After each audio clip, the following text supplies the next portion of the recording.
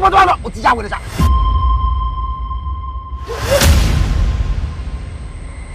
Madam, listen, you are under arrest. Sorry, tèmi ta o. Is it because I'm working under you now? O ti wá orí mi tán, orí mi tí kí ló dé mo dẹ̀ ń bẹ̀ o gbọ́. They are requesting for 40 million naira. It was just an accident, for crying out loud. Ara ni mi jọ. Èmi ò lọ́wọ́ nínú tó ń ṣàríkẹ́ o. Ogun tó ń jà yín ó kéré jọjọ. Tẹ́ bá ti lè ṣẹ́gun ọ̀tá lé. Why does your God keep allowing bad things to happen? Arábìnrin, ibi táyé kọjú sí, òun ni wọ́n kọ̀yìn sí. ẹ jẹ́ kó náà wá fẹnu ẹ̀ tún bá níwájú Ọlọ́run k'Ọlọ́run dẹ̀ ṣe ìyanu ayé ẹ̀. Mami, bí mo ṣe bá rẹ̀ mi ò ní pé ìjáwé rẹ̀.